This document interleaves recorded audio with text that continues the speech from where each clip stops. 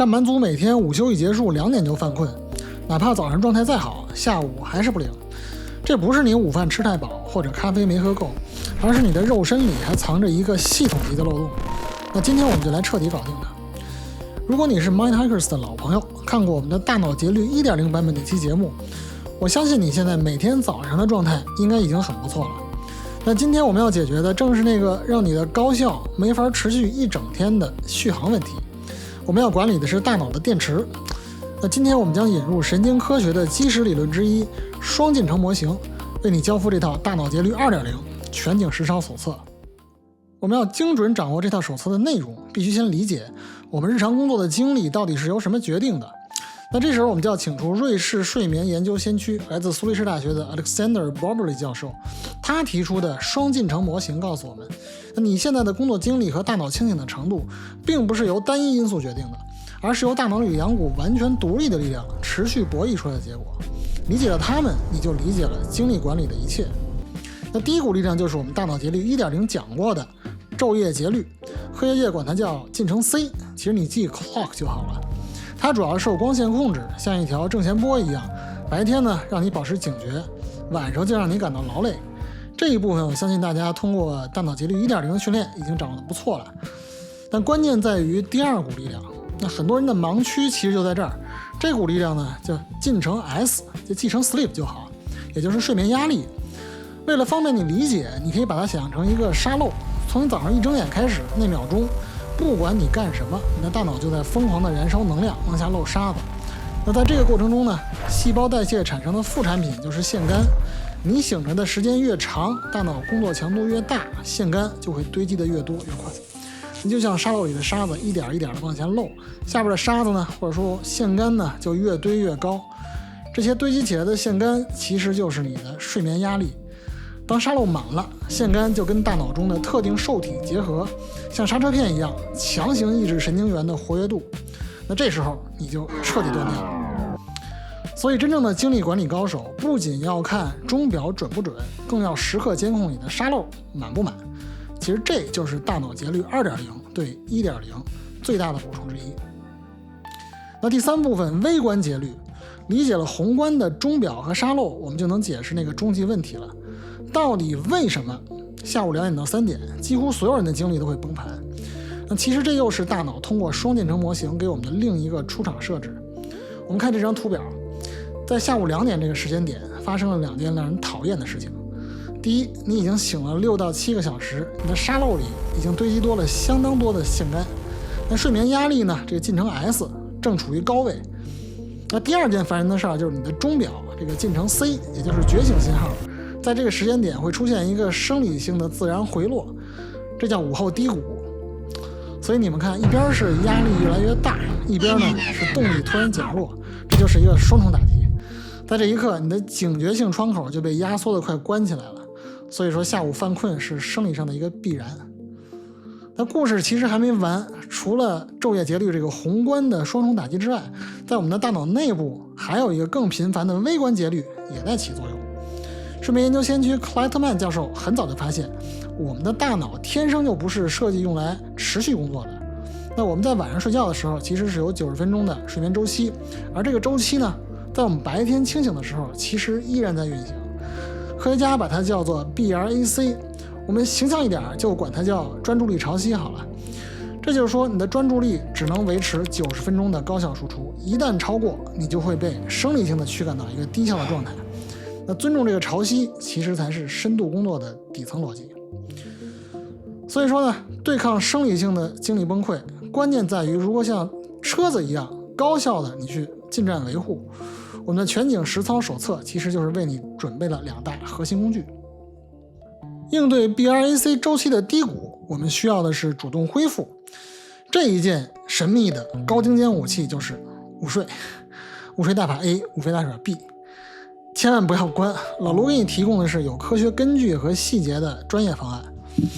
我们先看适合日常场景的定速巡航 NSDR 非睡眠深度休息。这个方案呢，其实是面对绝大多数人、绝大多数的午休场景。我们先看场地，场地其实午休在你的办公椅、会议室的沙发都可以，关键是这个地方让你可以安心的合眼10到20分钟。那第二个呢，你要隔绝干扰，你戴上的耳机最好是降噪耳机。那第三步跟随引导，我请大家事先在网上先搜索关键词 NSDR 或者 Yoga Nidra， 你会找到大量的这种免费的引导音频。然后最后我们跟着这个引导的音频来进行身体扫描，把注意力依次聚焦到身体的不同部位。这个过程呢，会引导你的大脑从高耗能的思考模式切换到低耗能的感知模式，进入深度的放松状态。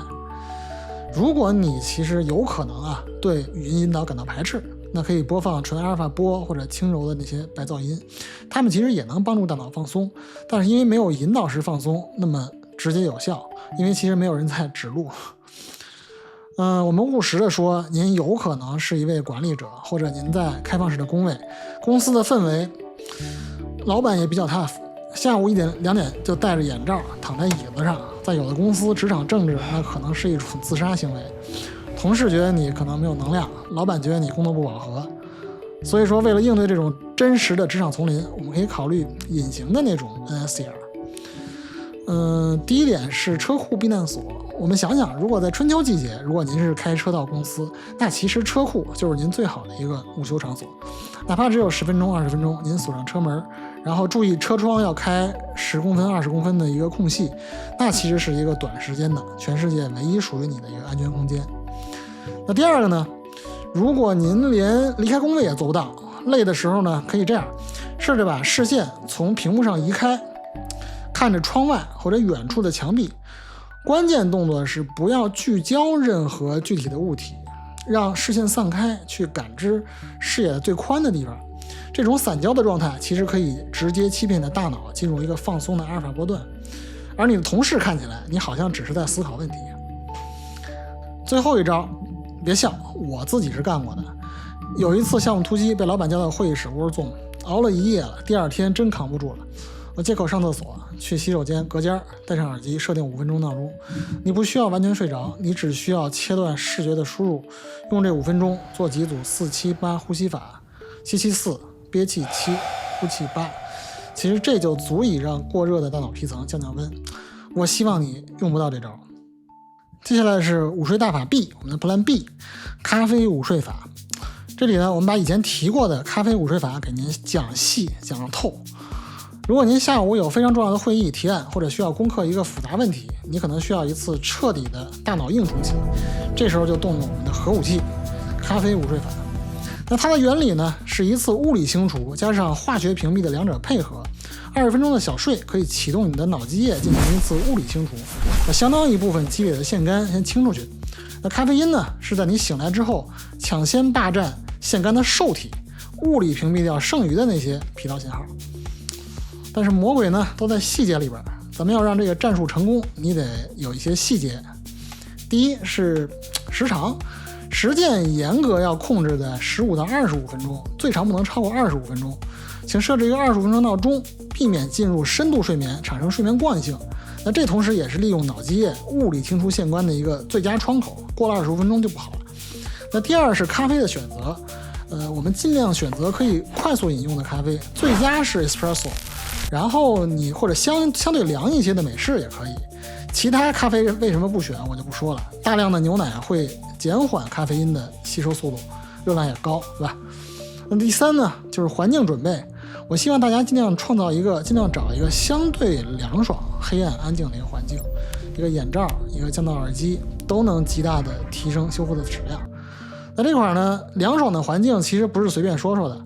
其实脑温如果相对越低，脑积液流速越快，那腺苷被带走的速度也越快。所以午睡呢，不能找特别温暖的地方。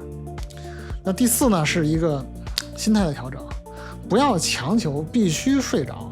即使你只是在闭目养神，在这个半睡半醒的一个状态，腺苷其实也同样是在被清除的。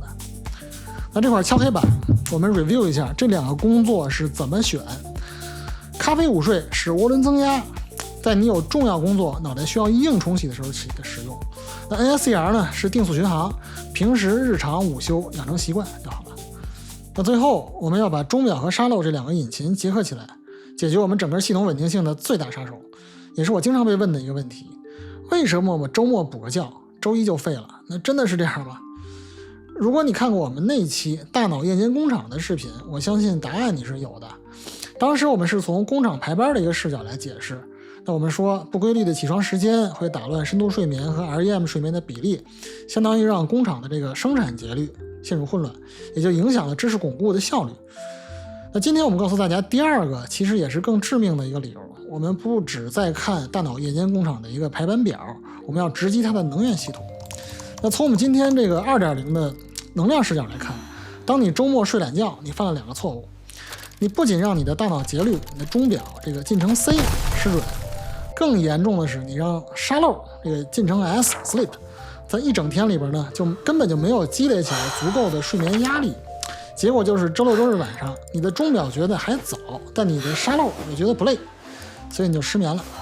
周一早上呢，你的生物钟就彻底紊乱，腺苷也因为昨天晚上的失眠没有充分清除，所以最终你的这个夜间工厂因为能源短缺，因为排班混乱，这2个问题就彻底崩溃了。所以你看，其实这2个理论在这儿完美闭环了，也就让我们得到了睡眠休整的一个原则。敲黑板，固定起床时间，锚定大脑节律。补觉的本质其实应该是补沙漏被清空的次数，而不是补钟表被拨乱的这个时长。